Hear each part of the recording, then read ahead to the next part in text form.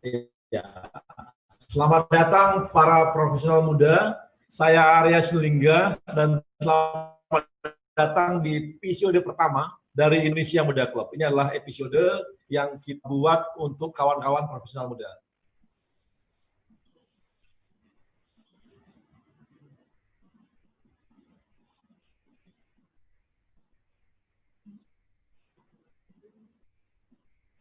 Profesional muda BUMN bisa apa?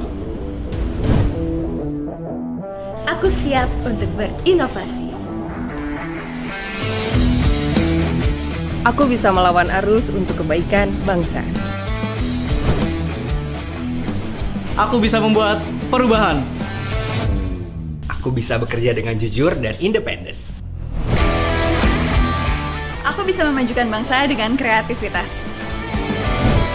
Kini saatnya profesional muda BUMN dan Indonesia mempunyai wadah untuk mengasah dan bertukar pikiran agar lebih kreatif, inovatif, dan solutif. Saksikan Indonesia Muda Club, diskusi cerdas dengan para profesional muda BUMN untuk Indonesia yang lebih baik.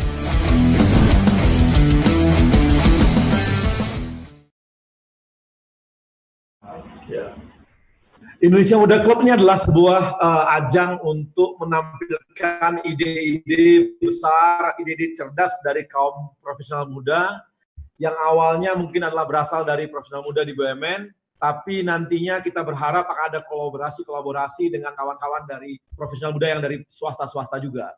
Sehingga dengan sebuah kolaboratif yang kita bangun dengan teman-teman profesional muda, ini akan memberikan sebuah warna baru, sebuah rasa baru dan nilai baru yang membuat bahwa kaum teman-teman dari profesional muda ini punya peran besar terhadap bangsa kita, punya peran besar terhadap negara kita, dan juga punya peran besar terhadap publik yang ada di Indonesia. Dan kita juga berharap nantinya profesional muda ini tidak hanya dari Jakarta, tapi juga dari daerah-daerah di Indonesia, sehingga ini merupakan sebuah kolaborasi besar, sebuah kolaborasi kecerdasan, ide-ide, dan sebuah kolaborasi bahwa memang para profesional muda adalah orang-orang yang memang mencintai bangsanya dan mencintai masyarakatnya dan memberikan semua kontribusinya melalui pekerjaan ataupun profesi mereka. Dan untuk itu kita juga akan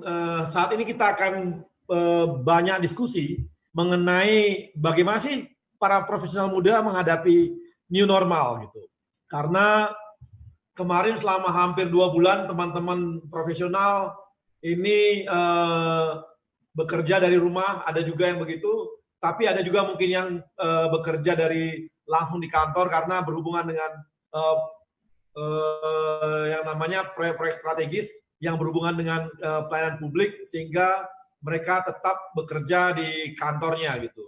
Nah, tapi di sisi lain bahwa bangsa kita saat ini memang mencoba untuk mulai membuka ruang-ruang kepada publik dan mulai membuka ruang pelayanan yang lebih besar kepada publik dan juga ruang-ruang ekonomi. Yang ini yang disebut dengan new normal tadi gitu. Tapi memang kondisi yang sama kita lihat dan belajar dari Korea Selatan, di satu sisi mereka juga kemarin sempat membuka dan akhirnya karena ternyata yang terdampak corona ini makin kena juga yang besar, sehingga mereka kembali lagi untuk menutup dirinya.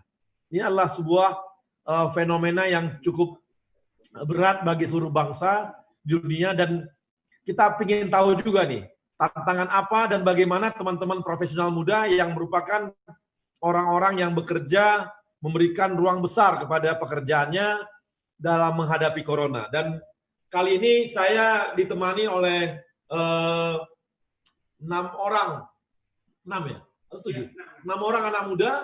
Ini ada Sunartosi dari Mandiri. Halo semuanya. Selamat sore, Snart. Sore bro. Kemudian ada Fadil dari Kereta Api Indonesia. Halo teman-teman, ayo naik kereta. Nah, ayo naik kereta. Nah, tadi harusnya Mandiri, ayo nabung di Mandiri gitu loh. Sudah semuanya, Bang. Kemudian ada Mbak Jessica Yuniar dari mana, Mbak? Dari Jessica Yuniar. Dari HIN, dari Hotel Indonesia.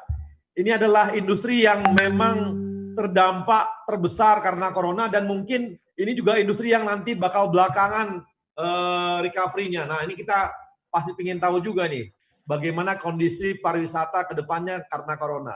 Kemudian ada Mas Roji Sparta ini dari Adikarya ya? Dari Adikarya ini masih muda tapi sudah jadi direktur nih. Halo, semangat pagi semua. Semangat pagi, profesional muda. Kemudian ada Mas Adi Munandir. Adi Munandir juga adalah direktur di Semen Indonesia, masih muda walaupun jenggotan. Halo semuanya, Bang Arya. Assalamualaikum, selamat sore semuanya. Sehat-sehat selalu. Dan ada yang cakep dan cantik yang membuat kita agak senang pada sore hari ini, ada Mbak Dita dari Pertamina. Masya Allah, selamat siang Bang Arya, terima kasih sudah diundang. Halo semuanya. Oke, kemudian ada, oh habis ya, oke. Baik, ini adalah 6 orang profesional muda yang bekerja di BUMN dari berbagai industri, dan kita tahu ini ya, bagaimana tantangan mereka selama ini. Nah, ini Mas, saya ingin tahu nih, kira-kira selama 2 bulan ini, selama 2 bulan kita work from home, ini gimana nih? Kira-kira saya ingin langsung tahu nih dengan Mas Adi dari Semen Indonesia. Kira-kira dengan kondisi corona, 2 bulan kita work from home, ini dengan semen bagaimana? Apakah berhenti itu produksi semen atau bagaimana nih Mas? Silakan Mas. Terima kasih Bang Arya. Jadi selama periode pandemik ini kemarin dengan PSBB dan semuanya work from home, alhamdulillah di industri semen kita masih terus melakukan kegiatan penjualan dengan baik. Justru yang menarik kita banyak menemukan pola-pola baru dalam operasi. Jadi selama work from home kemarin, semua koordinasi misalkan di bagian tempat saya di marketing supply chain, kita mengoptimalisasi pengendalian secara virtual. Jadi kita merasakan manfaat besar dari dashboard kita, sistem IT yang sudah kita desain untuk mengendalikan kegiatan operasional di lapangan. Yang agak challenging itu teman-teman sales sebenarnya, yang harus melakukan perjalanan ke setiap toko, berkoordinasi dengan distributor, itu semua tidak bisa dilakukan dengan optimal. Jadi kita melakukan semua dengan cara baru, mengabsorb tantangan-tantangan baru tersebut dengan menggunakan semua teknologi yang kita punya. Alhamdulillah di Q1 kemarin, performance dari Semen Indonesia masih cukup bagus, terutama di daerah-daerah yang kita lihat belum terdampak secara signifikan dari COVID-19. Jadi menarik di Indonesia itu, saya melihat seperti ada gelombang pasar sebenarnya. Jadi kalau di Jawa terekspos mengenai COVID paling besar, di situ mengalami penurunan yang cukup berpengaruh lah ya gitu ya. Tapi di regional lain seperti di Sumatera, Kalimantan, Sulawesi dan Indonesia Timur itu masih memiliki performa yang masih cukup baik kalau saya lihat. Nah, kekuatan kita adalah untuk melihat portofolio dari pengelolaan, di mana yang mengalami peningkatan peluang, di mana sedang mengalami penurunan, kita optimasi. Jadi dengan cara work from home, kemarin kita optimalisasi kekuatan koordinasi virtual gitu ya, tetap memiliki Grab sampai ke bawah walaupun kita tidak hadir di sana. Alhamdulillah semua masih bisa kita kendalikan Bang Arya sebenarnya. Nah, ini Mbak Yesika gimana di hotel ya? Di hotel kan cukup berat nih. Apakah memang memberikan ruang-ruang kepada, jangan-jangan ada banyak pasien corona yang orang-orang kaya diterima olehin mungkin atau gimana? Iya, betul Pak. Jadi 2 bulan sampai 3 bulan ini memang fase yang sangat berat bagi pariwisata seperti kita ketahui. Tapi kami khususnya di HIN, di hotel cukup proaktif Pak. Jadi kita berusaha menggali inovasi-inovasi apa yang bisa kita kembangkan tidak hanya dari room seperti itu. Karena kita kehilangan luar biasa banget pembukuan room. Nah, kita dari sektor FB, kita berusaha mencari peluang-peluang seperti kita produksi roti tawar gitu, dan uniknya Pak, saya ingin sharing di salah satu unit kami di Toba sana di Parapat itu produksi luar biasa banget untuk roti tawar Pak dan diminati, dan motornya adalah milenial kita gitu. Jadi jual roti tawar gitu ya? Yes, betul Pak. Karena gini, karena kalau kita berpangku tangan, maksudnya aduh kita nggak ada room, nggak ada yang booking, nggak ada yang datang, ya bisnis, ya namanya bisnis perlu revenue ya Pak. Jadi kita benar-benar muter otak gimana caranya sih gitu. Itu salah satu ide unik yang benar kami temukan di fase pandemi adalah ternyata kami punya potensi menjual food and beverage kami, yakni salah satunya roti tawar itu di Danau Toba. Nanti kalau udah kondisi normal mungkin Bapak bisa langsung cek di sana. Jangan gitu nanti ya. jadi ini, jadi perusahaan harus ditawar gitu loh. tapi respon pasar sangat positif di sana Pak, di Toba. Kemudian Boleh dimasukin ke restoran kereta api tuh? Oke, bisa dong. Ini kan kalau new normal harus multi sektor kolaborasi ya Mas Fadil ya, bisa ya nanti. Iya betul. jadi selain itu kita juga benar Pak Arya, kita punya produk-produk untuk work from hotel. Jadi kita fasilitasi mungkin di rumahnya tidak mampu untuk isolasi mandiri karena ada atau anak-anak balita gitu. Jadi kita buatkan pakai box sendiri. Kemudian kami juga siapkan protokol-protokol yang mengutamakan 3 hal utama, yakni kebersihan, kesehatan, dan juga keamanan. Kami siapkan di setiap touch point-nya, dari pre-stay, in-stay, sampai post-stay-nya kami siapkan. Jadi, alhamdulillahnya gitu, dengan kami menerapkan protokol di setiap segmen touch point kami, bisnis datang Pak. Jadi ada kepercayaan dari. Jadi ada tantangan baru, malah ada peluang-peluang baru gitu ya selama betul, corona. Pak, betul. Ya, Nah, sebagai milenial kita harus praktik. Mas Sunarto gimana Mas di Mandiri? Apakah ada perubahan atau apa selama seperti ini atau naik jangan-jangan? Oke Pak Arya, mungkin sedikit sharing aja. Mungkin kalau dari sisi kami dari Bank Mandiri, mungkin perbankan pada umumnya kami merasa industri kami itu lebih bersyukur dikit karena sebelum COVID-an ini, mungkin dari beberapa tahun yang lalu, saya rasa sih hampir beberapa bank besar termasuk Mandiri juga, hampir semua transaksi sudah terjadi secara elektronik. Jadi kalau misalnya kita lihat Mandiri itu mungkin kurang lebih 90% lebih itu transaksi sudah terjadi di elektronik. Problem kita yang utama adalah mungkin pada waktu COVID kemarin, kita nggak berani mengencourage nasabah untuk ke ATM.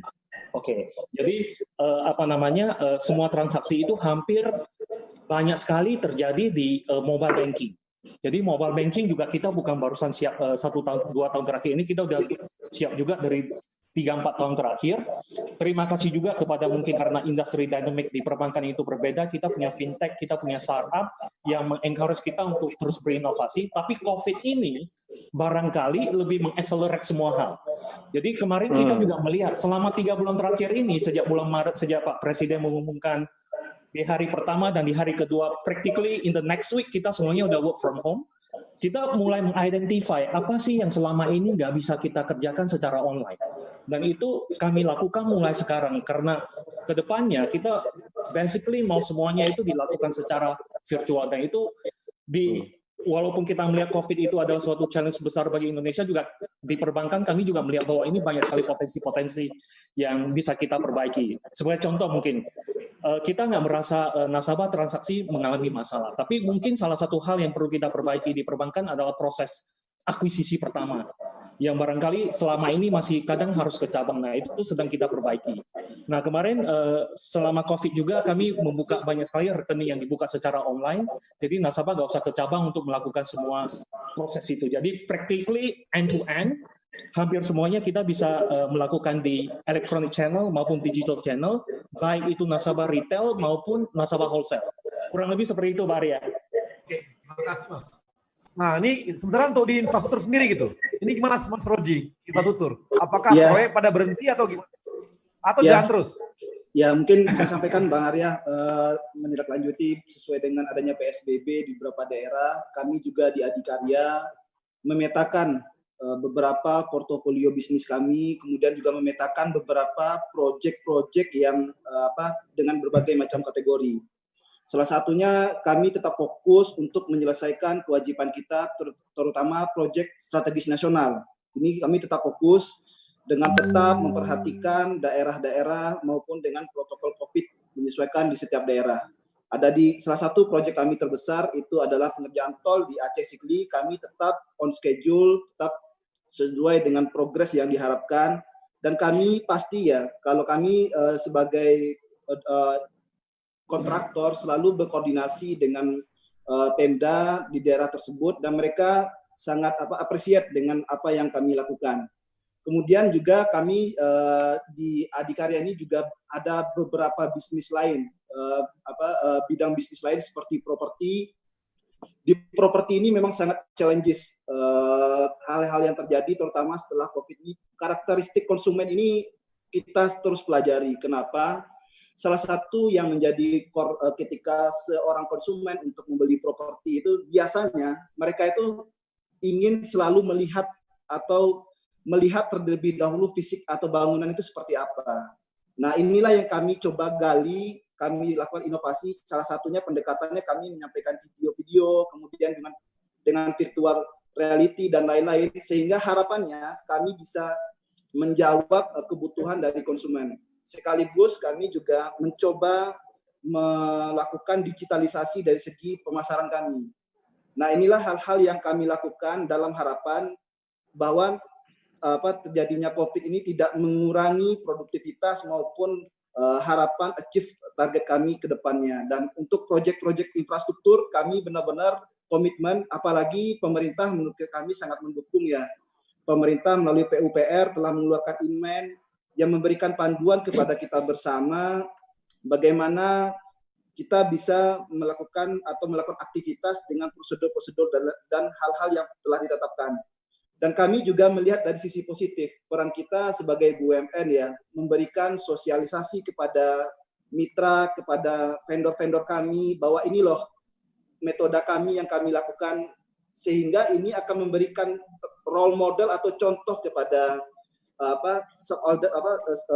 stakeholder yang lain bahwa kami harus memiliki peran sebagai BUMN. Kemudian tadi saya menarik dengan Bu Yesika, kami juga punya hotel ya. Dan benar, hotel juga challenges, bisnis hotel ini sangat challenges. Dan kami juga mencoba mengeksplorasi sumber-sumber scam baru terkait bisnis. Tadi kalau biasanya core bisnis di bisnis hotel itu adalah room, sekarang kita coba mengeksplor dari hal-hal yang lain, dari food and beverage, kemudian modalnya dengan skema yang seperti apa, karena ada apa? Kita harus menjawab pertanyaan, kita memiliki kapabilitas, mempunyai resources yang kita harus optimalkan. Contohnya people, resources, kita juga punya tanggung jawab, dan saya bersyukur di Adikarya dan tentunya dengan bimbingan dari Kementerian BUMN, di Adikarya itu kami berusaha manajemen Adikarya, tidak ada satupun karyawan yang akan di PHK. Itulah spirit yang kami selalu gaungkan di Adikarya dan harapannya juga di Kementerian BUMN. Mungkin itu Bang Arya dari Adikarya. Saya beralih ke yang sangat berat nih, karena penumpangnya turun semua. Apalagi kalau keluar kota, susah nih. Keluar kota 50%. Ini gimana, Dil? Dengan kereta api itu. Oh ya Bang, terima kasih. Jadi sebenarnya kalau bisa kita lihat yang paling besar, kalau kita bicara ekosistem transportasi, karena KAI adalah backbone, salah satu backbone di situ, kita sangat terganggu dengan adanya COVID-19. Sama gini Bang, kemarin itu kan mau Lebaran. Jadi hal yang kita tunggu-tunggu kalau kita bicara season terbesar kami adalah Lebaran. Kita biasanya tidak membatalkan kereta, tapi kita menambah kereta, menambah volume angkutan kita. Tapi kemarin kita kehilangan itu semua. Selain itu, yang saya rasakan saya pribadi Bang, kehilangan momen ketika kami mengantarkan orang untuk mudik bertemu dengan keluarga. Itu hal yang luar biasa yang selama aku kerja di kereta api itu hal yang paling membanggakan buat kami. Itu Bang. Terus apalagi ya, untuk dengan adanya pandemik ini, kereta api sempat tidak jalan sama sekali Bang. Tidak jalan sama sekali. Akhirnya pendapatan udah pasti terganggu. Tapi itu tidak menjadikan kami patah semangat. Kami melakukan beberapa inovasi melalui anak perusahaan kami. Contohnya buat teman-teman yang rindu nih makan makanan di atas kereta kayak nasi goreng legend, nasi goreng Parayangan. Makanan itu teman-teman itu sekarang sudah bisa pesan online lewat aplikasi Lokomart. Itu bisa di-download di Play Store. Ini kita dijual nasi semua ini. Jago. Iya Bang, karena kan salah satu anak perusahaan kita bahaya ini. KAI jualan nasi. Enggak Bang, jadi salah satu anak perusahaan kita ini Reska Multi Usaha memang bidangnya di situ Bang. Kita punya coffee shop, kita punya restoran di atas kereta api, dan memang bidangnya di situ. Karena itu salah satu bagian dari ekosistem transportasi yang kita tidak mungkin hilangkan. Selain itu, kita juga kemarin sempat ada, karena kita suka ngajak orang buat jalan-jalan naik kereta, kita melalui anak perusahaan kita, PT KA Pariwisata, kita ngajak orang-orang untuk virtual tour. Kayak kita datang ke Lawang Sewu. Lawang Sewu itu siang dan malam kita datang virtual tour tersebut ke sana. Kemudian kita juga kalau kemarin ada yang isu PHK kereta api, alhamdulillah tidak akan ada isu PHK sama sekali di lingkungan kita. Dan yang paling penting KAI melalui anak usaha kita rekrut Bang. Kita rekrut tour guide. Kita rekrut tour guide untuk ngajak orang-orang untuk virtual tour. Nah, nanti yang bisa ngirim profil ke kami, dia bisa menunjukkan tempat-tempat wisata di area tempat tinggalnya dia, itu kita kasih uang saku, Bang. Jadi kita salah satu yang membanggakan bagi kami justru malah merekrut freelance untuk virtual tour. Itu sih, Bang. Dan kalau bisnis secara keseluruhan memang terganggu, tapi mulai hari ini tanggal 12 Juni kami sudah mulai menjalankan kereta api lagi. Mudah-mudahan sih bisa lancar. Sama seperti Jessica di hotel, pasti di ekosistem kita ini masih sangat terganggu. Mungkin sementara itu, Bang. Oke. Nah, ini gimana nih dengan Pertamina? Pertamina kan dagangannya turun nih. Karena orang nggak di rumah semua, siapa yang pakai bensin ya? Gimana, Dit? Betul Bang, terima kasih. Jadi memang di Pertamina tentu saja tetap berupaya untuk memaksimalkan operasional agar terus bisa melayani masyarakat. Namun of course dengan adanya COVID ini semua industri berimbas, termasuk dengan Pertamina yang merupakan industri yang mensupport other industries juga gitu. Nah ini permasalahannya yang pertama adalah tentunya ada drop harga minyak di hulu, tapi permintaan di sisi lain di hilir seperti yang tadi sampaikan itu memang menurun karena orang-orang semuanya di rumah gitu kan.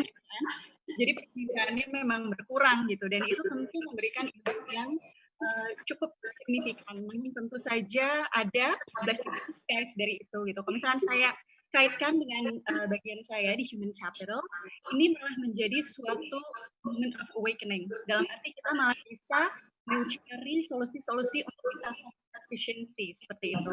Contohnya seperti apa? Kalau misalkan dulu kita mengadakan upskilling untuk pekerja yang tadinya harus mengeluarkan yang tidak sedikit gitu. Kalau sekarang kita melakukan semuanya geser menjadi virtual dan juga mengedepankan orang-orang internal dan juga expert-expert yang memang sudah ada di Pertamina, kita jadi tersadar gitu bahwa target-target learning bisa dicapai hanya dengan mengandalkan internal perusahaan gitu. Jadi itu merupakan suatu penggunaan dan yang bisa kita lihat positif ini in disguise dari COVID ini.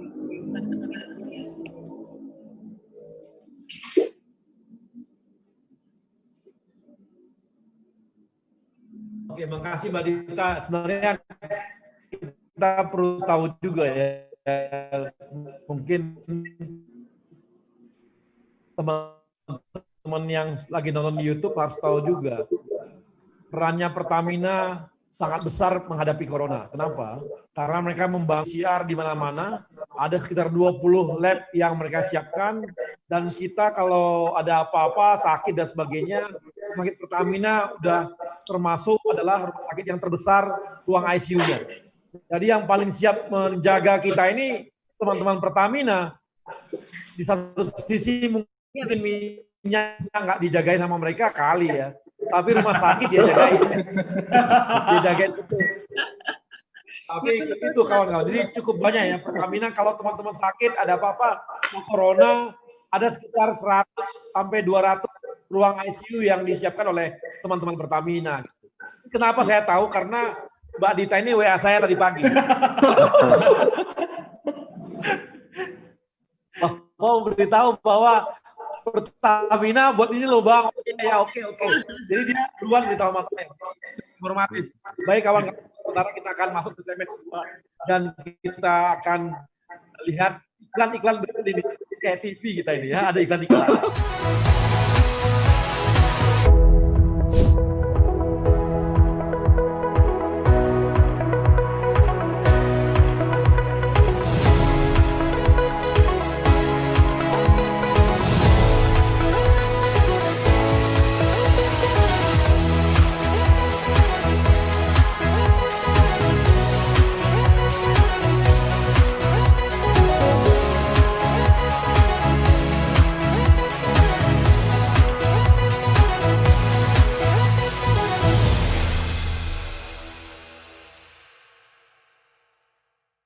Profesional muda BUMN bisa apa? Aku siap untuk berinovasi. Aku bisa melawan arus untuk kebaikan bangsa. Aku bisa membuat perubahan. Aku bisa bekerja dengan jujur dan independen. Aku bisa memajukan bangsa dengan kreativitas. Kini saatnya profesional muda BUMN dan Indonesia mempunyai wadah untuk mengasah dan bertukar pikiran agar lebih kreatif, inovatif, dan solutif. Saksikan Indonesia Muda Club, diskusi cerdas dengan para profesional muda BUMN untuk Indonesia yang lebih baik.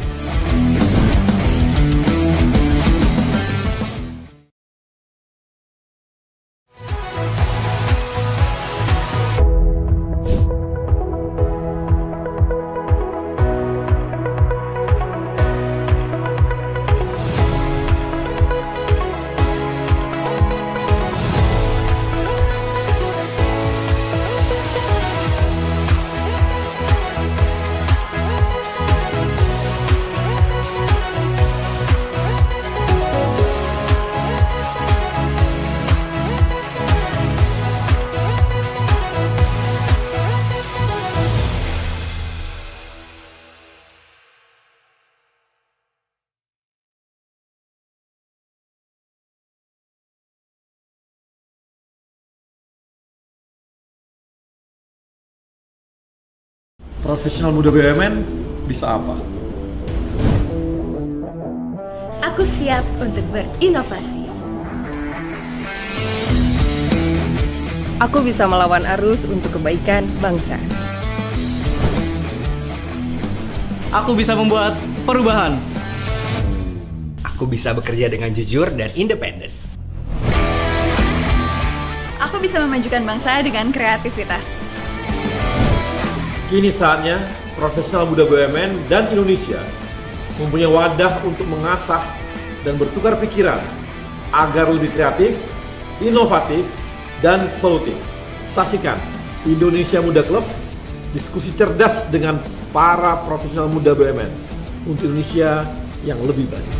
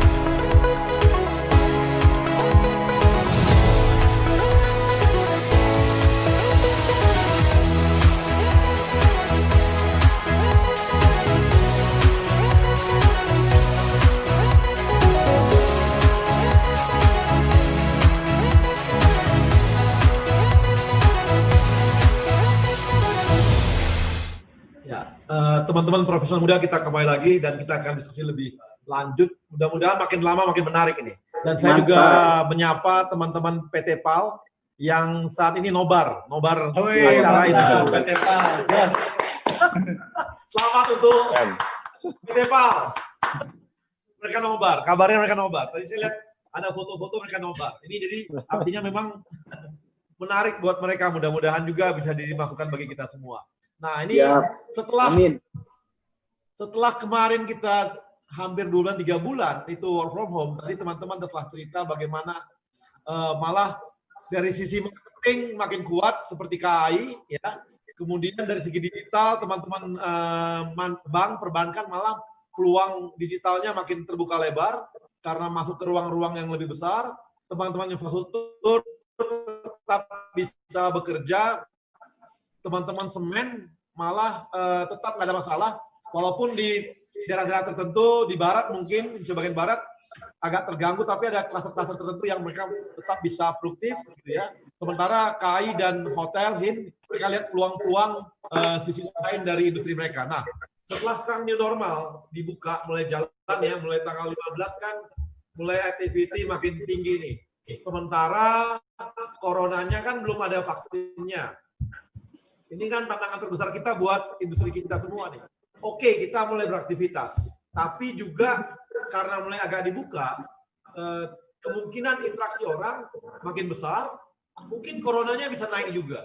Nah, ini kira-kira bagaimana nih dari masing-masing kita di industri masing-masing menghadapi new normal ini. Tadi kan Kai bilang bahwa teman-teman kereta udah mulai operasional. Kan di kereta misalnya dari Bogor ke Jakarta, itu penumpang bisa teman-teman lihat di kereta api. Fadil gimana, Dil? Di kereta api gimana, Dil? Cara menghadapi new normal gimana? Protokolnya gimana? Iya, Bang. Jadi sebenarnya ini yang perlu teman-teman tahu semua bahwa kereta api ini memiliki dua beban besar, Bang. Yang pertama, kita harus merubah behavior internal pegawai kita untuk menghadapi new normal. Dan salah satu lagi hal yang paling berat adalah kita harus merubah behavior dari penumpang kereta, Bang. Contoh, di transport KRL di Jabodetabek, itu tuh kita pada saat normal kita mengangkut 1,2 juta penumpang per hari. Ini kita harus merubah budaya teman-teman yang menggunakan jasa kita untuk bergerak ke arah new normal. Jadi kita tidak hanya sekedar menyelenggarakan operasional kereta api, tapi kita juga memiliki andil untuk perubahan budaya teman-teman yang menggunakan jasa kereta api. Tapi kami tetap kami semua membentengi dengan protokol new normal yang sudah kami susun secara ketat. Misalkan syarat-syarat teman-teman untuk menggunakan jasa kami harus menggunakan contoh hari ini ketika kereta reguler mulai beroperasi, sudah harus menggunakan masker, face shield, kemudian menggunakan pakaian lengan panjang, kalau bisa menggunakan sarung tangan. Ini jenis-jenis protokol yang sudah kami jalankan. Kemudian perawatan sarana dan prasarana kami. Ini sangat penting karena di masa break mungkin selama hampir 2 bulan kita tidak beroperasi, kami dari sisi internal melakukan perawatan sarana kami secara maksimal. Artinya ketika nanti kita sudah memasuki fase new normal, kami harus sudah siap dengan sarana yang siap, handal, dan juga siap mengantarkan penumpang ke arah tempat tujuan dengan selamat. Itu sih dari kami, karena kalau kita bicara protokol new normal itu udah harus kita laksanakan dari sekarang, Bang. Apakah kalau penumpangnya nggak pakai masker gitu disuruh turun nggak? Nggak boleh naik, Bang. Nggak boleh naik. Jadi salah satu syarat itu wajib menggunakan masker. Wajib menggunakan masker. Wajib ya? Jadi wajib. Mereka, jadi penumpang itu wajib pakai masker gitu ya? Nah, baru mengenai penumpukan pada saat pembelian tiket bagaimana ya? Oh iya, Bang, saat ini memang kalau saat pembelian tiket kami kalau untuk yang lokalan ya, kalau untuk yang KRL kita masih tetap menggunakan kartu multi-trip atau uang elektronik yang berbentuk kartu. Ini kita bisa menggunakan. Nah, ini memang ada batas yang kita buat. Jadi antrinya tidak boleh sampai terlalu rapat. Kapasitas penumpang juga kita batasi. Karena kan dalam kondisi normal aja kita mengangkut hampir 1,2 juta rata-rata per hari, itu kan sangat banyak sekali. Jadi kita batasi di situ. Kemudian juga tidak hanya masker, tapi sekarang kita wajibkan untuk menggunakan pakaian lengan panjang. Lengan panjang sehingga tidak kontak fisik skin to skin dengan penumpang yang lain. Itu, Bang. Oke. Jadi dan juga untuk tiket jarak jauh itu gimana, Mas Roji? Menggunakan KAI Akses sebagai channel pembelian. Oke. Kalau di infrastruktur gimana, Mas? Ada ya untuk new normal gimana nih kita persiapan? Ya, untuk new normal di infrastruktur memang tadi kalimat yang saya tepat itu challenges ya. Tapi ada beberapa hal yang kita siapkan. Bahwa kami di infrastruktur, terutama di Adikarya, menyiapkan tahapan-tahapan yang perlu kita konsisten di dalamnya. Pertama ini terkait penyusunan prosedur protokol COVID, di mana di dalam prosedur itu sangat dibahas detail terkait bagaimana dan mengapa dan siapa. Salah satu contoh yang kita atur, kita mulai mengatur dari seri barak-barak dari tukang-tukang atau mandor-mandor yang kita lakukan. Kita mengatur baraknya sesuai dengan physical distancing, kemudian bagaimana masuk ke dalam sebuah proyek itu prosedurnya seperti apa, kita mengatur bagaimana dari depan pintu ini pagar, mereka dicek suhunya, cuci tangan dan lain-lain. Inilah yang kami lakukan di infrastruktur. Kemudian yang kedua, kami juga melakukan yang terpenting ini adalah sosialisasi. Bagaimana meningkatkan awareness dari para pihak. Awareness ini tentunya kami juga adalah kombinasi antara properti dan konstruksi, dan tadi ada hospitality. Kami mencoba mengeksplor bagaimana bahwa protokol-protokol yang sudah kita susun ini agar dapat dilakukan dengan lebih diterima. Lebih terima itu maksudnya kita membuat tools yang seperti video, kemudian yang menarik, sehingga ini menjadi lebih mudah sosialisasinya. Oke. Lebih mudah, sehingga kalau kita biasanya hanya dengan data, kalimat, dan lain-lain itu sepertinya proses transformasi atau proses penyesuaiannya itu butuh waktu. Nah, kita mencoba mengeksplor. Mas Roji, ya. Mas Roji, saya mau tanya nih. Kalau misalnya kan, ini kan para tukang-tukang kan misalnya makan itu gimana? Kan keluar biasanya. Kalau untuk makan mereka gimana, Sang, di proyek itu? Ya, juga makannya kita atur, Bang Arya. Jadi proses makannya juga kita untuk berapa ini, misalkan untuk karyawan dan hal staff kita itu makanan itu bawa sendiri untuk alat makanannya. Jadi kita memang sangat teknis mengatur hal ini. Dan yang paling penting yang kita juga pahami bersama, ini perlu konsistensi. Perlu konsistensi bagaimana mengawal ini. Kalau hanya sekedar sosialisasi kemudian menyusun, nah itu kan tidak akan berjalan. Nah, makanya kami di infrastruktur setiap proyek, setiap tatanan, setiap kewenangan itu kita atur bahwa ada kewenangan, ada siapa yang memutuskan di sana, siapa yang memberikan kewenangan, siapa melakukan evaluasi. Ketika ada karyawan pekerja itu di karantina nggak, Bang? Ya. Kalau untuk di karantina, ya. Beberapa mereka di khusus nggak itu?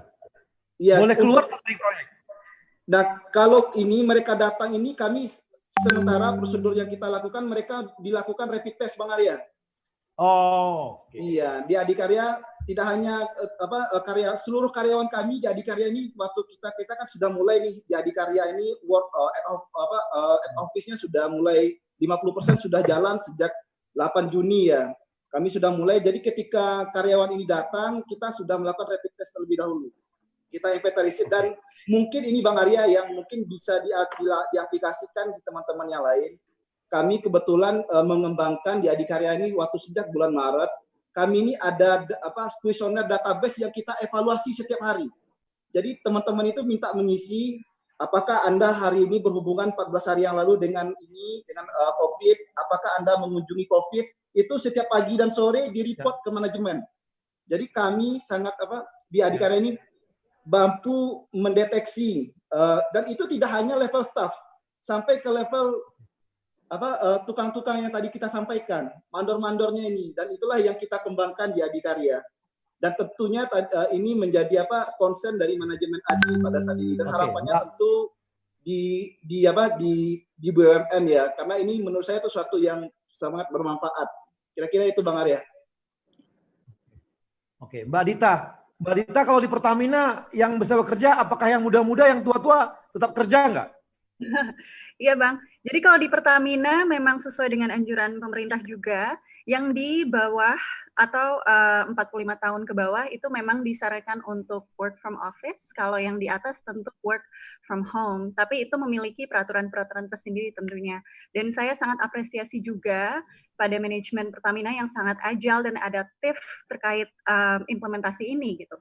Jadi memang ada segmentasi tertentu dari pekerja yang tetap bisa work from home meskipun mereka masuk dalam rentang usia di bawah 45. Contohnya seperti yang memiliki penyakit berat atau ibu menyusui ataupun unique conditions lainnya. Seperti misalkan harus selalu commute dengan public transportation, itu juga diberikan adanya kelonggaran. Dan banyak sekali dalam keseharian di kantor itu yang berubah, seperti contohnya dalam penanganan absensi yang dulunya kita harus misalkan absensi jempol atau tap atau menggunakan banyak sekali digit, itu diganti menggunakan aplikasi melalui handphone. Lalu disarankan juga untuk pekerja membawa bekal, jadi tidak bareng-bareng makan di sebuah tempat, itu tidak seperti itu lagi. Dan yang sangat menyenangkan atau yang sangat diapresiasi oleh pekerja itu perusahaan sangat-sangat memperhatikan kebutuhan pekerja. Dalam arti yang pertama, disediakan transportasi khusus apabila memang harus tetap terpaksa menggunakan public transportation, itu yang pertama. Dan yang kedua, apabila kita masuk office itu disediakan juga health safety kit dari perusahaan. Jadi memang banyak sekali perubahan-perubahan dan juga dukungan dari perusahaan agar berjalan dengan baik sesuai health protokol pemerintah. Kalau yang Mbak Dita, kalau yang di hulu bagaimana ya? Yang di misalnya yang di rig di laut dan sebagainya itu bagaimana tuh? Ya. Apakah mereka dikarantina atau enggak? Ya, kalau untuk saat ini memang di sana disesuaikan dengan daerahnya masing-masing, Bang, karena tidak bisa disamaratakan untuk kebijakannya. Tapi memang dari awal terjadinya COVID itu protokol kesehatan langsung diaplikasikan. Jadi semua harus menggunakan pengaman, semua harus mengikuti protokol-protokol tadi yang sudah saya sampaikan. Jadi kita juga ada rolling per 2 minggu contohnya, agar memastikan tidak adanya penumpukan orang. Namun tentu saja inilah tantangan utama ya di industri seperti di Pertamina, industri oil and gas, itu memang ada pekerjaan-pekerjaan tentu yang mewajibkan atau tetap diharuskan seseorang itu tetap masuk gitu. Nah itulah tantangan di mana health protocol atau self awareness-nya itu harus tetap berjalan gitu agar COVID ini bisa tetap teratasi. Oke, Mbak. Nah, Mas Adi gimana, Mas? Apakah ada teknologi baru yang ditemukan dalam membangun rumah misalnya atau yang lain yang membuat tukang-tukang nggak perlu banyak dan sebagainya, atau ada hal-hal baru setelah corona ini membuat teman-teman di semen menemukan teknologi untuk membangun rumah atau membangun gedung dan sebagainya yang membuat kita interaksi makin sedikit gitu, atau bagaimana, Mas? Ya, makasih Bang Arya. Tantangan terbarunya nih. Oke, makasih Bang Arya. Sebenarnya cara kita memaknai tentang new normal nih sebenarnya agak sedikit berbeda ya sebenarnya. Ya pertama begini, bahwa mungkin tadi Bang Arya juga cerita bahwa situasi seperti ini mungkin akan berlangsung lebih lama daripada akan kita pikirkan karena tadi vaksin belum ditemukan, masih ada human trial, masih ada produksi dan ada penyebaran vaksin terlebih dahulu. Senario terbaiknya di pertengahan 2021. Peneliti Harvard bilang physical distancing harus dijaga sampai dengan 2022.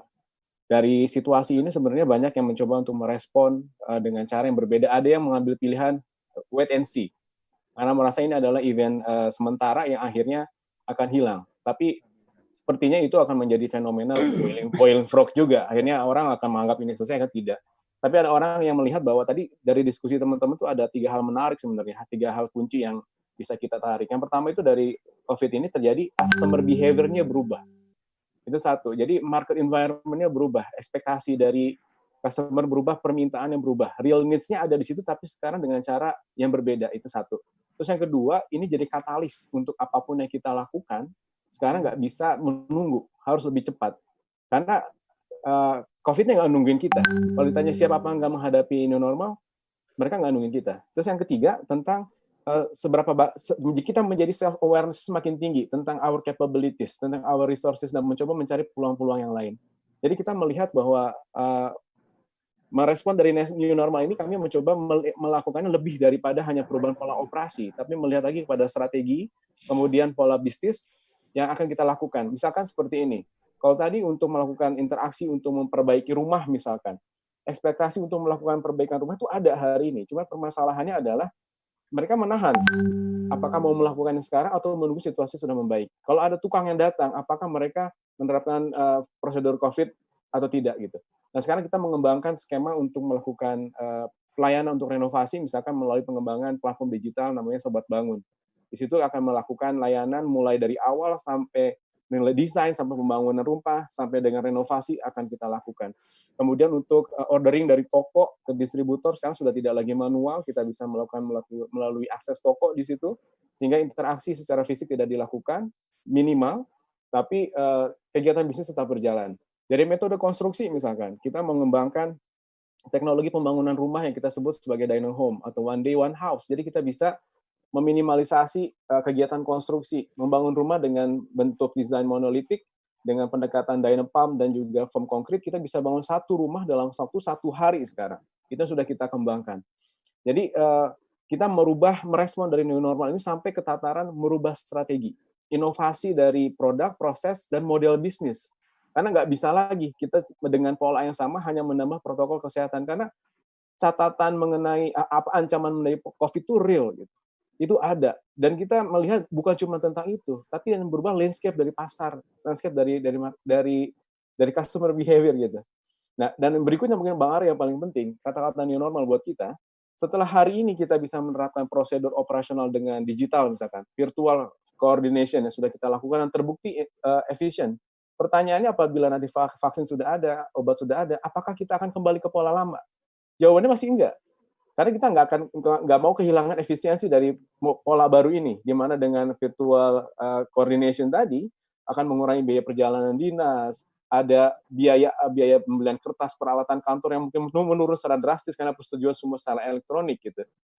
It's not going to be the same anymore. That's the new normal sebenarnya. The first new normal adalah the new landscape of business. We have to have a new approach.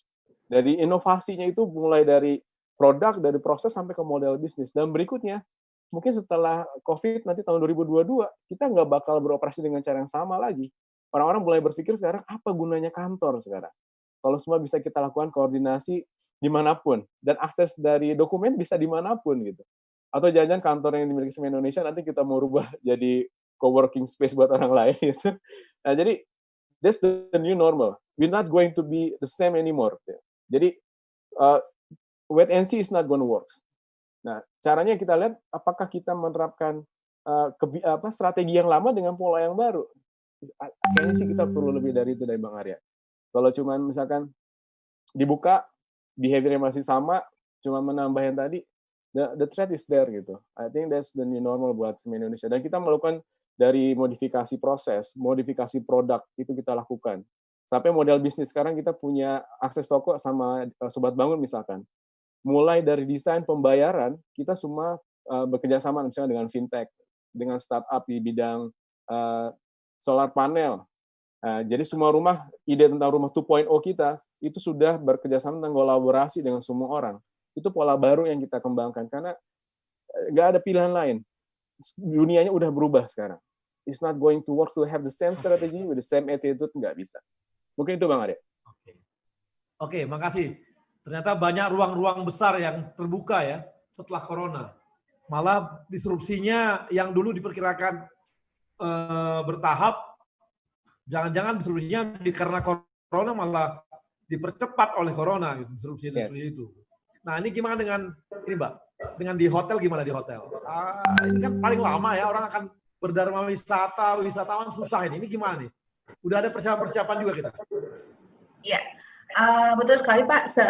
Seperti banyak prediksi para ahli gitu ya, kalau pariwisata dia tidak pertama kena imbasnya, tapi paling terakhir akan pulih seperti itu.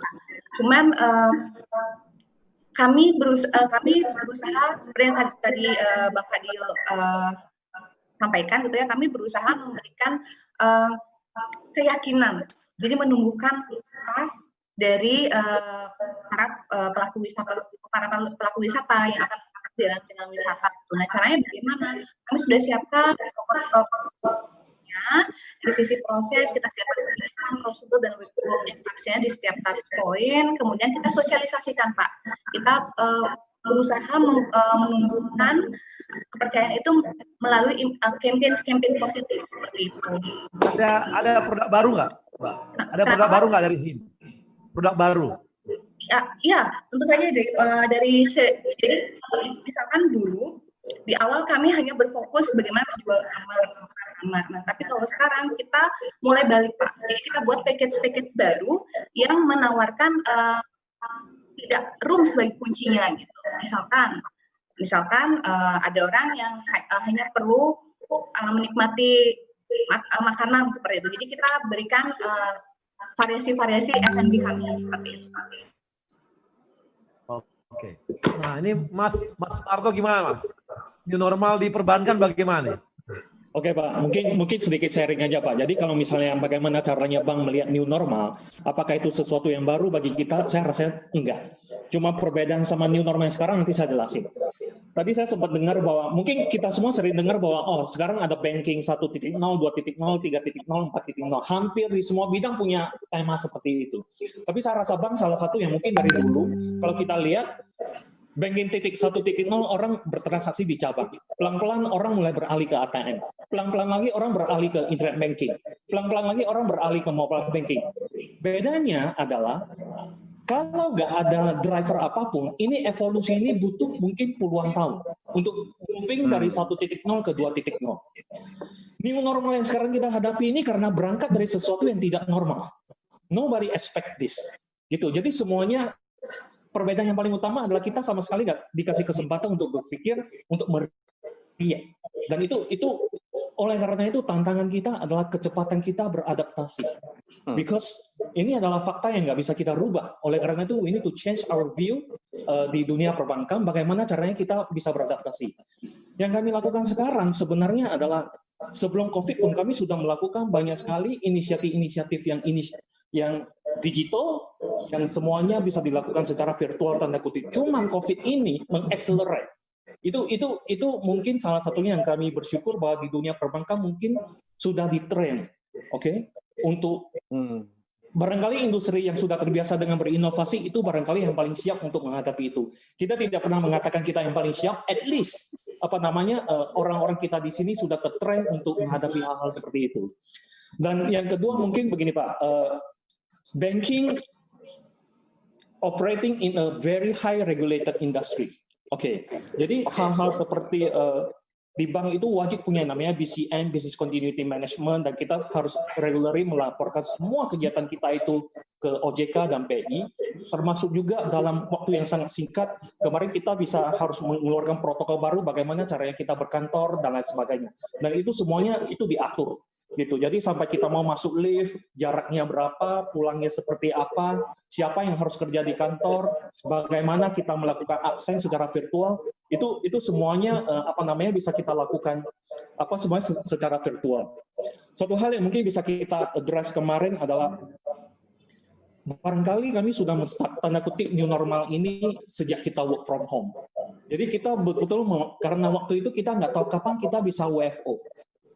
Jadi kita melakukan sosialisasi yang sangat agresif di media maupun di digital, di sosial media, bahwa untuk menginfokan ke nasabah bahwa sebenarnya banyak sekali transaksi-transaksi nasabah kita yang bisa dilakukan secara elektronik and digital.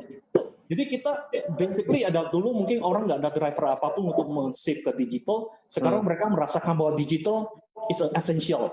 Bukan sesuatu yang luxury lagi, sesuatu yang esensial mungkin dari kehidupan finansial kita sekarang. Jadi, Mas Narto. Yes.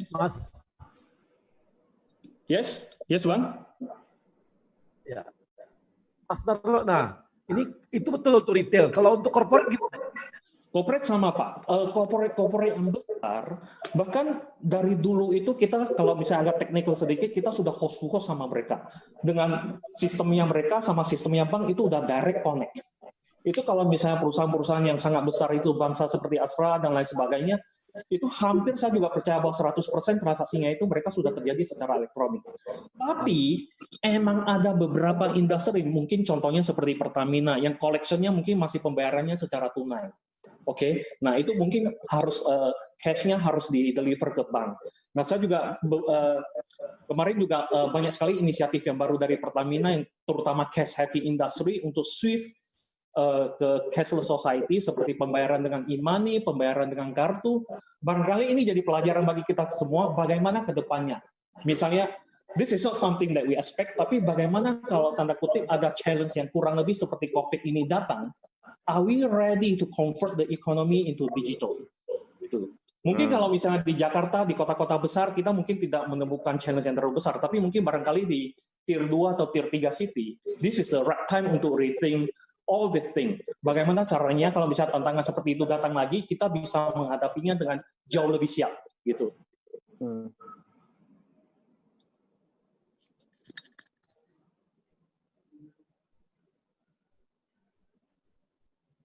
muscle di bank kayaknya lebih siap ya, Mas Narto, untuk menghadapi perubahan. Justru dengan adanya ini jadi katalis semua ya. Benar-benar itu jadi sebenarnya this is the burning platform gitu. Kalau ada inisiatif yang mau menunggu untuk merubah perilaku konsumen, perilaku pegawai, this is it gitu. It's going to be betul. Karena memang proses transformasi ini sudah sebenarnya harusnya kita sudah mulai sejak lama ya. Kayak misalkan contoh kita sekarang kalau dulu trennya kan orang mau naik kereta tuh datang 1 jam sebelum, antri di loket, kemudian boarding, kemudian naik kereta, turun sebagainya, itu panjang sekali. Sekarang dengan adanya transformasi digital ini, kami pun mempermudah gitu. Orang-orang kayak misalkan Bang Arya dan teman-teman yang lain kalau mau naik kereta sekarang tinggal order via KAI Akses, kemudian nggak perlu cetak tiket, langsung dapat e-boarding, kemudian self check in, kemudian naik kereta. Jadi itu sebenarnya udah nggak ada persentuhan secara langsung dengan petugas-petugas kami yang ada di stasiun. Artinya kami merasa kami udah cukup siap untuk bertransformasi ke arah era new normal ini. Gitu. Oke, kawan-kawan profesional, kita akan sambung lagi setelah yang satu ini. Nanti pasti makin menarik di sini nanti, mudah-mudahan. Makin seru, Bang.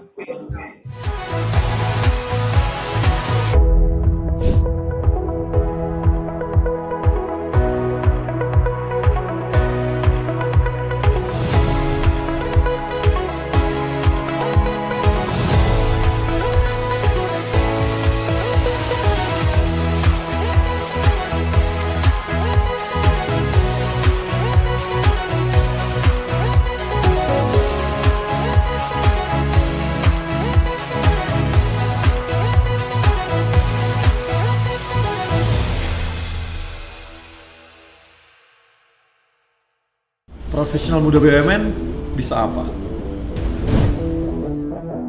Aku siap untuk berinovasi. Aku bisa melawan arus untuk kebaikan bangsa. Aku bisa membuat perubahan. Aku bisa bekerja dengan jujur dan independen. Aku bisa memajukan bangsa dengan kreativitas. Kini saatnya profesional muda BUMN dan Indonesia mempunyai wadah untuk mengasah dan bertukar pikiran agar lebih kreatif, inovatif, dan solutif. Saksikan Indonesia Muda Club, diskusi cerdas dengan para profesional muda BUMN untuk Indonesia yang lebih baik.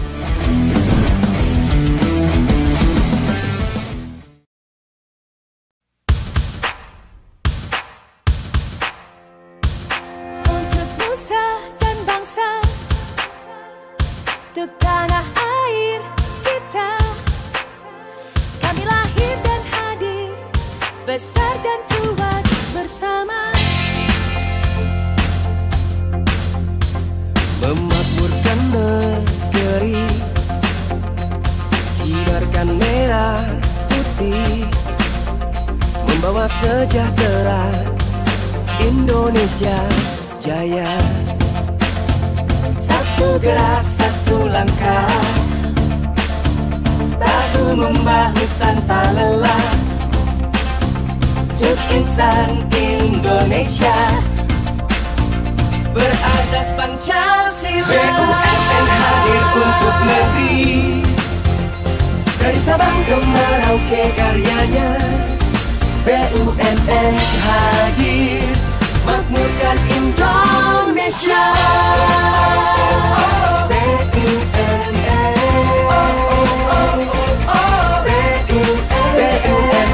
hadir, makmurkan Indonesia. One vision, one family to excellence.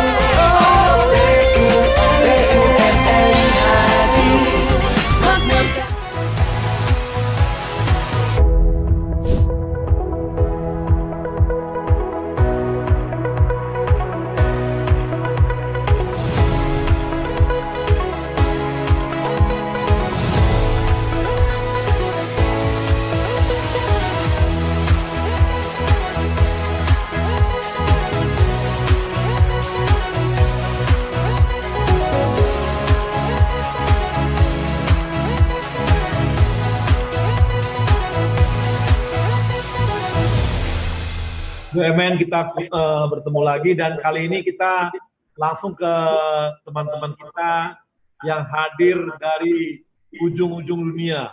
Kita tiga penanya dari ujung dunia. Ada Ignacia Simorangkir. Ignacia Indonesia ini adalah karyawannya utama karya di Leeds, Inggris. Ini yang nanya siapa nih? Gua? Oh, mereka. Ayo Ignacia, kira-kira kamu tanya sama mereka mau apa aja? Boleh nanya apa aja. Boleh nanya ya Pak ya, karena kebetulan saya selama ini cuma bisa akses dari berita aja. Senang banget bisa ikut di diskusi ini membahas tentang new normal di Indonesia. Karena kebetulan saya sekarang lagi melanjutkan master studi Pak di sini di UK, saya tuh penasaran ada pertanyaan terkait fresh grade untuk angkatan 2020 gitu ya Pak. Kita tahu mereka tuh nasibnya udah nggak bisa wisuda langsung di universitas gitu kan. Pertanyaannya, kira-kira kita BUMN yang jumlahnya cukup banyak ini dan sektornya juga cukup beragam, seperti di sini narasumber-narasumber ada dari Semen Indonesia, Pertamina, Adikarya, Bank Mandiri. Kira-kira untuk fresh grade ini tuh BUMN tuh perlu tetap membuka rekrutmen nggak Pak? Karena kan kita sadari bahwa BUMN ini menjadi salah satu penyedia lapangan pekerjaan untuk fresh grade ini gitu Pak. Sementara di new normal ini kita tetap menerapkan protokol kesehatan di kantor, physical distancing, kita perlu jaga jarak gitu, ruang kantor menjadi terbatas. Dan tadi juga dari Pak Adi dan Pak Soeharto itu sudah memberikan penjelasan yang ekstrim terkait bahwa akan ada perubahan mindset atau pola perilaku yang ekstrim mungkin setelah di normal ini atau setelahnya gitu Pak. Jadi saya pengen tahu dari narasumber ini kira-kira kita BUMN ini perlu nggak masih rekrutmen untuk fresh grade ini di masa new normal ini Pak? Oke, terima kasih Ignacia. Kemudian ada Putra Nasir. Putra Nasir ini dari Bank Mandiri yang lagi di Shanghai, Cina. Silakan, Put. Ya, selamat sore semuanya. Saya Putra Pak dari Bank Mandiri Shanghai. Jadi sebenarnya kan di China ini kan bisa dibilang epicentrum awalnya nih Pak. Ya. Ground zero lah dari COVID-19 ini nih. Tapi mereka itu bisa dibilang pemerintah sini dengan sangat cepat memulihkan kembali perekonomiannya lah, hanya dalam 2 bulan gitu. Dari Januari mereka bulan Maret itu perekonomiannya sudah pulih lagi, perkantoran sudah mulai masuk, industri mall, industri perhotelan, bahkan industri pariwisata itu bahkan di bulan ketiga itu sudah buka normal lah seperti Disneyland dan lain-lain. Nah, di Indonesia sendiri sebenarnya strategi BUMN ini bagaimana nih untuk menghadapi new normal ini, karena kan pasti masing-masing industri punya strategi masing-masing untuk menghadapi tantangan baru di new normal ini gitu, sehingga nanti Indonesia tidak kalah dengan negara-negara lain yang mungkin sudah menerapkan new normal lebih awal dibandingkan dengan Indonesia, misalnya China, seperti itu sih Pak. Terima kasih. Terima kasih Put. Nah ini yang paling jauh nih, bertanya paling jauh. Maruli dari Palembang. Silakan Marul. Selamat sore rekan-rekan sekalian, narasumber yang saya hormati hari ini. Mohon izin, perkenalkan nama saya Maruli Pendiangan. Saya dari Wijaya Palembang, merupakan anak perusahaan dari PT Pupuk Indonesia Persero. Dan kami merupakan industri pupuk yang memiliki... Kurang dekat, Maruli kurang dekat. Nah. Ya, mohon izin Pak. Perusahaan kami... Jangan Bapak, aku abang-abang ini. Bang. Paling muda di sini Bang Arya sebenarnya. Paling muda ini. Siap salah berarti ya. Baik, kembali ke saya bekerja di PT Pupuk Wijaya Palembang. Salam Bongkito Galo dari Palembang, Sumatera Selatan, Pak.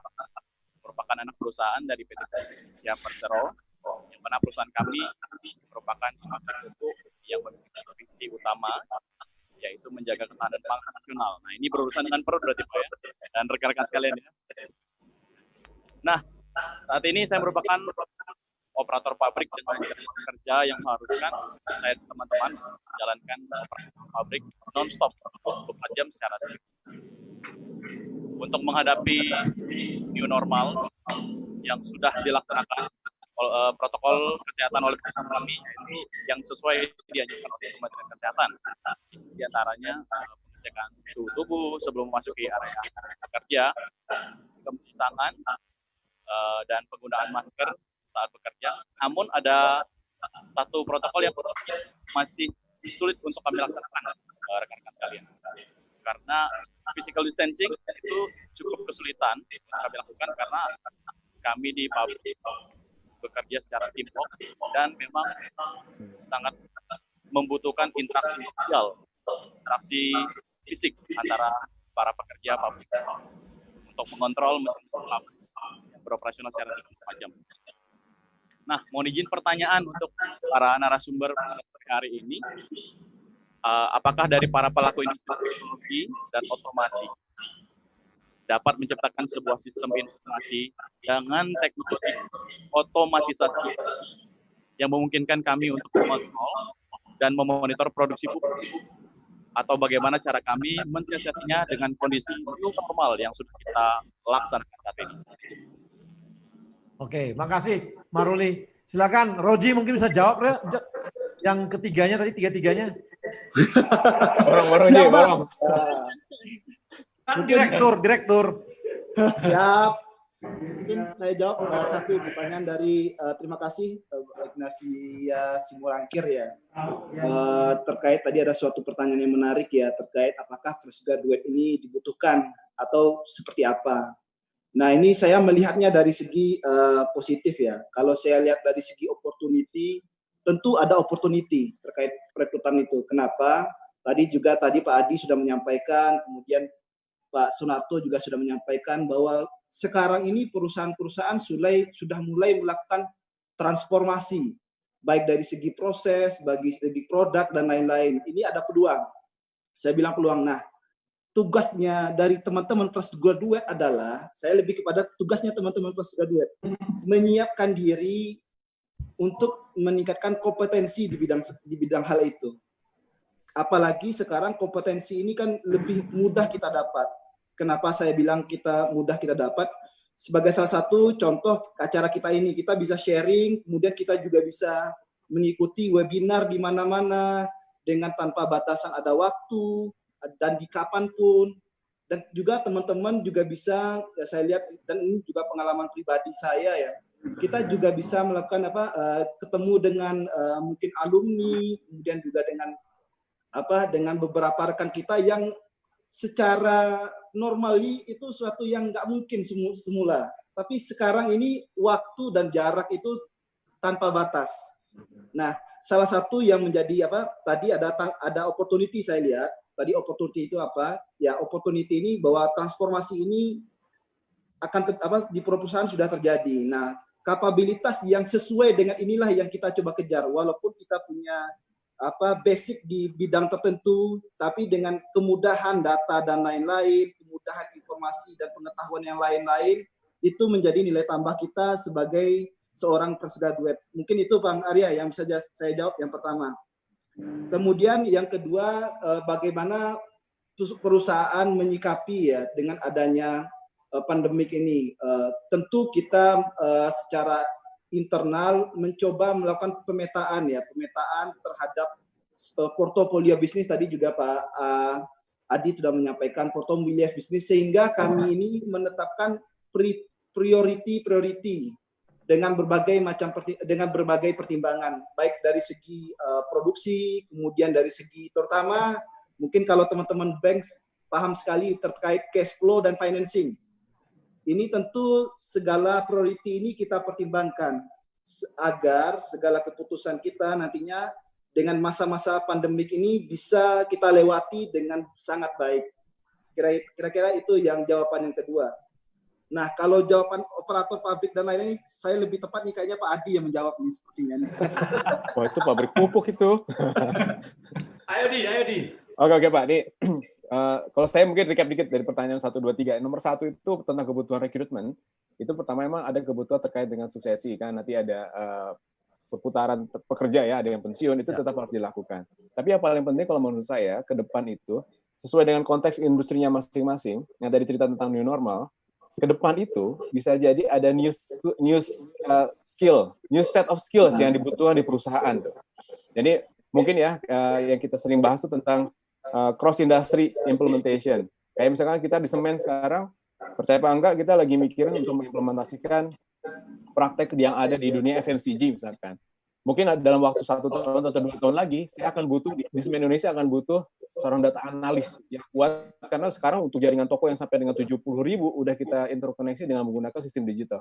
Itu skill-skill yang baru dibutuhkan di masa depan yang harusnya punya yang dilihat oleh teman-teman yang fresh graduate. Kalaupun misalkan mau mengambil tentang supply chain management, nah supply chain management dengan nuansa kolaborasi misalkan, sehingga mengurangi beban kepemilikan aset, bisa sharing kargo dengan multi platform. Itu mungkin yang nuansa-nuansa itu yang bisa dimasukkan. Jadi rekrutmen pasti akan diperlukan, tapi pertanyaannya adalah skill set apa yang akan kita butuhkan, itu yang paling penting untuk identifikasi. Terus yang kedua, tentang strategi untuk menghadapi new normal, saya rasa di semua industri beda-beda tantangannya gitu ya. Kayak misalkan di semen Indonesia, cara kita untuk mengantisipasi ini kayak tadi, mencoba mengidentifikasi the real needs-nya dari customer itu apa. Karena dia pengen punya rumah, tapi punya uang terbatas, kan? Gimana mengadres itu? Jadi macam-macam. Ada yang pendekatan dengan bisnis modelnya dirubah, atau dengan cara yang lain. Atau dengan melakukan optimasi portofolio pasar di ekspor yang tadi dilihat. Kalau di regional nih misalkan kita lihat, itu Vietnam itu adalah salah satu yang kedua yang punya kondisi perekonomian lebih baik, sehingga penjualan kita di Vietnam itu cukup bagus karena di sana zero sekali tidak ada yang meninggal. Dan begitu sudah dibuka, nah ini kemampuan nggak ada korban. Jadi kemampuan kita untuk melihat itu semua, peluang-peluang yang tadi bergeser itu yang paling penting untuk kita lakukan. Nah yang kita perhatikan sekarang, teman-teman bisa baca ya, informasi itu berubah cepat banget terkait dengan situasi yang terjadi di lapangan. Bahkan saya melihat data pasar pun begitu. Minggu lalu nggak ada masalah, minggu depan ada masalah. Demand growth berubah, GDP yang tadinya prediksinya 2, sekian, tiba-tiba turun jadi 3, ada minus 0,4, 0,6. Makanya menurut saya salah satu bagian dari strategi dalam BUMN untuk mengatasi new normal adalah mengembangkan dynamic capability, dynamic planning, supaya nanti kita bisa selalu memodifikasi kemampuan kita untuk merespon strategi kita, merespon semua perubahan yang terjadi dengan cepat tadi. Nggak ada satu strategi yang cocok dalam kondisi seperti ini kecuali mengadjust terus-menerus sesuai dengan perkembangan yang ada. Kalau yang ketiga tentang otomatisasi, saya rasa kalau saya berkaca di industri semen ya, buat sebuah sharing ke Mas Maruli di sini, otomatisasi untuk proses produksi di sini di pabrik semen terutama itu bisa diimplementasikan dengan jadi kita punya satu roadmap menuju ke smart plan itu, di mana satu pabrik dengan kapasitas sampai dengan 3 juta ton itu bisa dioperasikan hanya dengan 3 orang. 2 orang di control room, 1 orang operator yang muter ke sana. Nah itu implementasi dari tadi ada DCS, ada SCADA, yang saya rasa di industri pupuk juga ada juga gitu. Nah mengarah ke depan tentang penerapan machine learning, AI gitu ya, yang semua yang tadinya sempat jadi anggap sebagai disruptor pertama itu ya, tentang industri 4.0 itu ada dan itu sekarang malah punya katalis baru nih untuk segera diimplementasikan karena tadi ada social distancing, physical distancing, mengurangi adanya human interaction, kita butuh otomatisasi itu sekarang more than before gitu. Jadi peluang itu ada dan saya rasa bisa diimplementasikan dan dan tadi saya dibilang Mas Sunarto juga 3 poin penting sekarang yang jadi muncul. Catalyst, self-awareness, yang ketiga, customer behavior yang berubah. Itu yang menurut saya penting untuk kita jadikan key takeaways ya dari apa yang kita hadapi sekarang. Mungkin itu dari saya, Bang Arya. Gimana, Bang Narto? Aku in particular mau menjawab pertanyaan pertama dari Mbak Inasya. Oke, jadi karena mainan saya itu adalah digital, kami itu sangat merasakan sekali itu mencari orang yang tepat seperti developer, engineer, programmer, data scientist, AI, big data. Di Indonesia itu demand terhadap ini sangat sedikit. Demand-nya sangat besar, supply-nya terbatas. Makanya sering kita dengar bahwa banyak sekali perusahaan-perusahaan yang meng-offshore development itu di India, di tempat lain. Saya rasa kalau yang penting skill set-nya tepat ya. Yang penting skill set-nya tepat, apalagi yang melakukan digital transformation itu bukan hanya perbankan.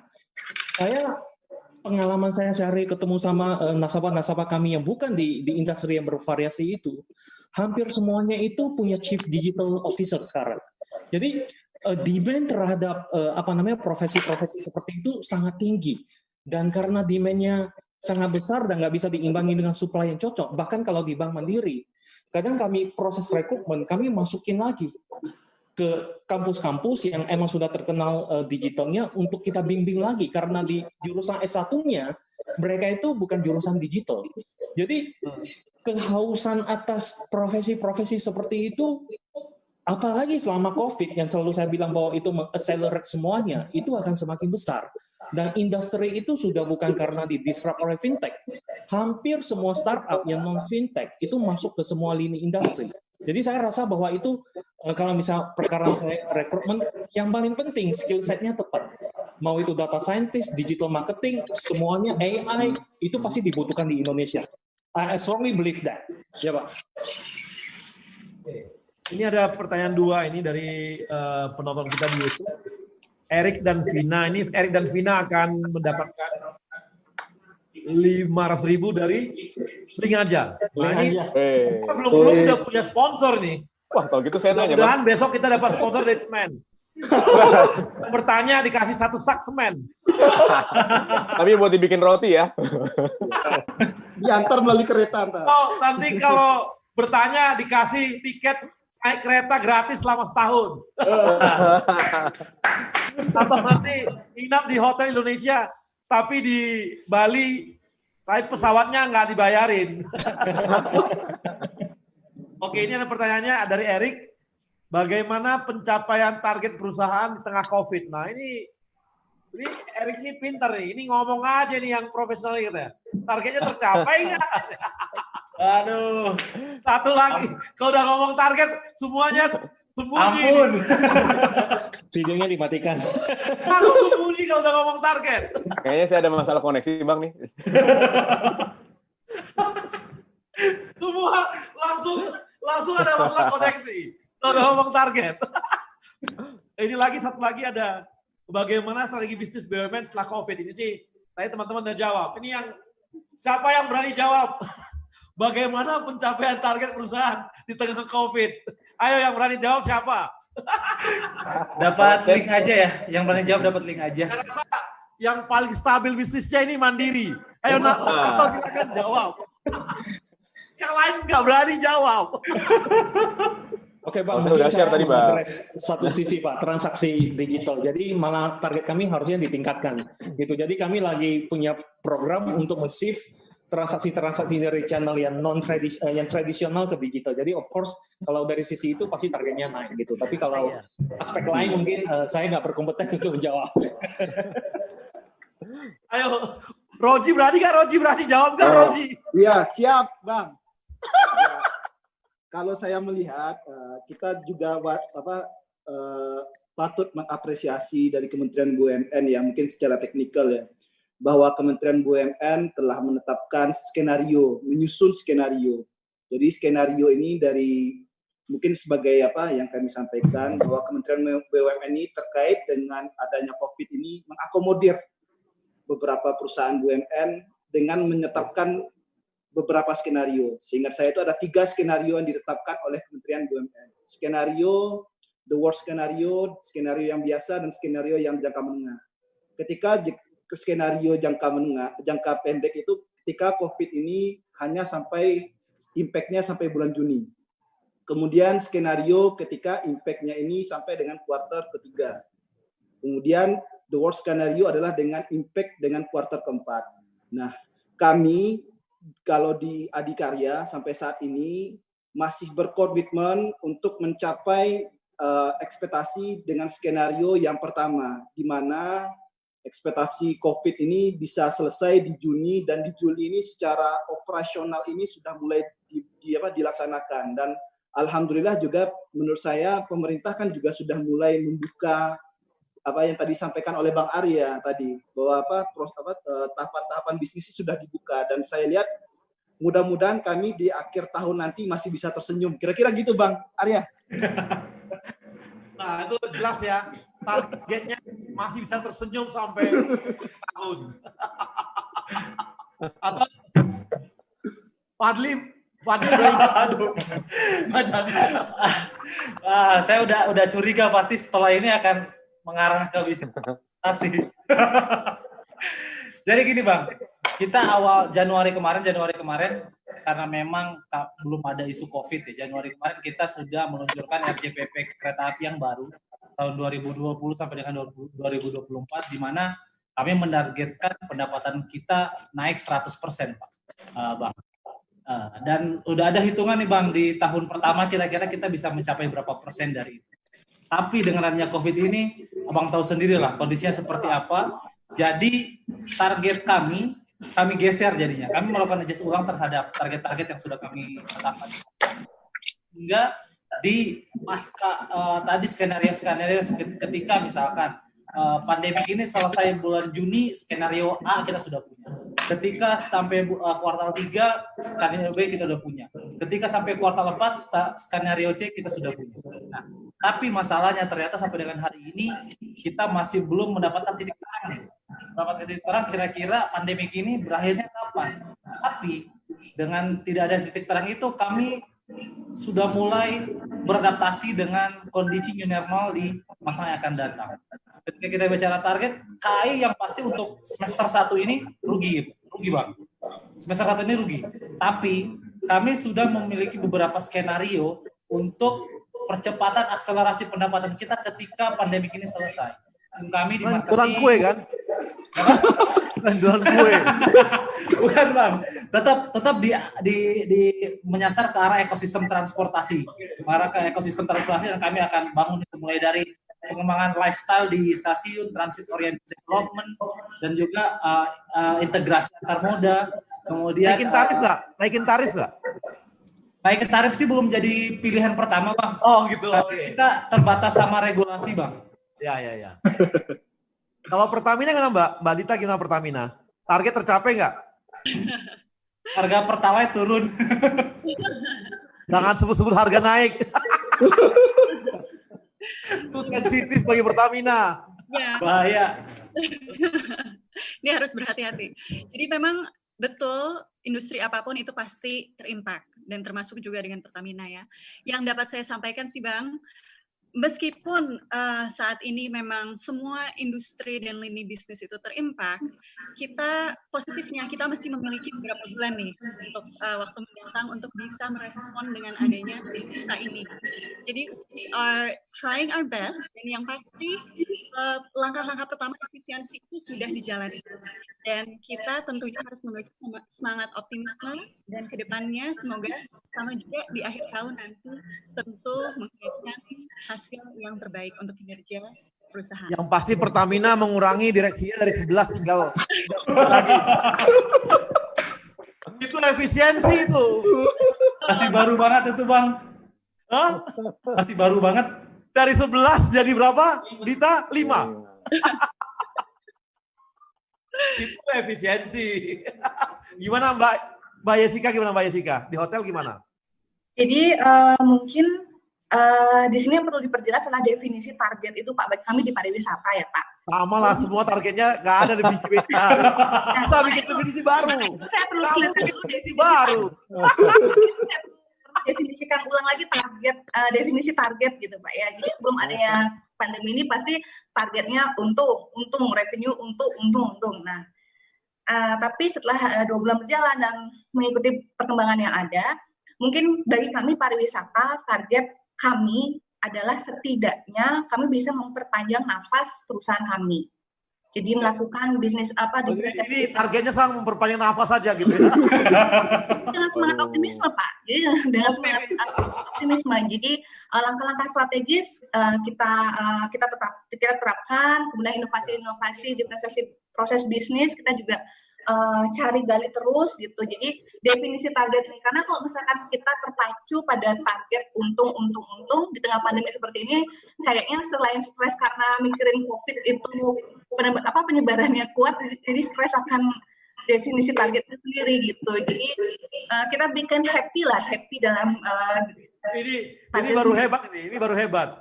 Karena sekarang ketakutan sama target, definisinya pun diubah. untuk ini Pak, untuk menyenangkan kita Pak. Jadi setidaknya masih istilahnya setidaknya kami di pariwisata masih bisa makan walaupun ya nggak kenyang. Bang Adi gimana? Bang Adi ngubah definisi nggak? Bang Adi? Semen mengubah definisi. Alhamdulillah Bang, tadi kalau saya cerita di awal kan tentang semen di Q1 ini mungkin impact-nya agak terlambat ya dari COVID di industri ini. Jadi Alhamdulillah Q1 masih cukup baik. Tapi the night is still young gitu. Kita siap-siap sampai dengan akhir tahun. Sudah ada revisi target dan kita sudah siapkan juga strategi berbagai macam dari cost efficiency sama new revenue stream yang ada. Mudah-mudahan sampai dengan akhir tahun masih bisa memenuhi target Bang. Sesuai dengan perencanaan yang ada gitu. Oke, nah mudah-mudahan semua membaik. Pertanyaan terakhir nih. Ini gimana nih kita kongko gimana nih sekarang nih? Kalau dengan corona seperti ini masih bisa kongko nggak nih? Sebenarnya masih bisa aja sih Bang, yang penting kita tetap mematuhi protokolnya normal. Oh gitu ya? Iya. Punya pacar baru nggak? Aja kita kongko berapa nih Bang? Punya pacar baru nggak? Bisa beberapa tuh karena virtual ya Dile. Virtual. Karena corona definisi pacaran pun berubah. Gara-gara corona semua orang jadi LDR Bang. Terpaksa ya. Masa ada yang percaya LDR gitu ya. Apa lebih berpengalaman kalau masalah itu? Cinta terbatas kuota kayak gitu. Kalau itu Sunarto itu yang paling pengalaman. Cuma dia diem. Oke, baik kawan-kawan. Ini kita hari ini sudah cukup banyak diskusinya, sudah 1,5 jam kita diskusi, banyak masukan dari kawan-kawan. Saya juga senang. Biasanya saya ini kerjanya ngomong. Kali ini saya kerjanya dengerin. Terbalik. Namanya juru bicara kan, kerjanya ngomong gitu ya. Kali ini saya dengerin. Ini cukup menarik karena biasanya kalau orang yang pintar mendengar tuh pacarnya banyak. Kalau sekarang harus punya Siap guru. Itu sepertinya Pak Arya suhunya berarti. Oke, baik kawan-kawan. Demikian juga dengan ini teman-teman yang nonton di YouTube. Terima kasih kepada teman-teman berdikari yang juga nonton secara nobar juga. Dan begini, ke depan kita akan punya lagi topik-topik yang lain lagi. Nanti ke depan kita mungkin saya ingin tahu nih, karena teman-teman ternyata banyak sekali ya, sangat hebat-hebat teman-teman profesional di BUMN, punya pemikiran-pemikiran yang sangat bagus gitu ya, sangat memahami, malah saya sekarang lebih pede sekarang nih, bahwa BUMN itu paling siap nih, new normal, dalam operasi di masing-masing perusahaannya. Dari diskusi yang kita lakukan tadi ini, saya lihat sangat sangat siap kitanya gitu, dan jadi artinya kita tidak hanya jadi motornya ekonomi Indonesia, tapi juga jadi motornya new normal. Penyiapan operasional di tempat kita jadi model bagi perusahaan-perusahaan lainnya. Depan saya juga mau ngajak teman-teman dari perusahaan swasta, misalnya Microsoft atau yang lain yang ada di Indonesia, atau yang dari oil and gas yang lain, atau dari industri lain yang bisa kita ajak diskusi, paling tidak bisa kita saling sharing ilmu gitu dengan mereka, sehingga itu akan nambah-nambah jaringan dan wawasan kita juga. Dan ke depan Indonesia Muda Club ini kami akan membuat sebuah social project ya. Social project, nanti ada email ya, ada di YouTube, ada emailnya. Kalau teman-teman daerah punya project, silakan kirim. Nanti project tersebut kami nilai. Kalau oke, kita akan mencari pendanaannya untuk dikerjakan oleh teman-teman milenial. Ini nggak hanya untuk teman BUMN, tapi juga untuk teman-teman milenial lainnya supaya dirasakan dampak dan sesuatu yang baik untuk masyarakat. Jadi kita berharap Indonesia Muda Club yang dimotori oleh teman-teman muda BUMN ini bisa menjadi sesuatu yang berguna juga untuk masyarakat. Dan kawan-kawan, saya dengan diskusi kita pada sore hari ini, saya makin optimis kita akan bisa menghadapi new normal dengan baik. Mudah-mudahan kita juga teman-teman profesional muda ternyata bisa jadi motor juga di masing-masing perusahaannya, dan saya berharap kita jangan mengubah definisi target ke depan. Oke teman-teman, terima kasih. Terima kasih semuanya. Thank you semuanya.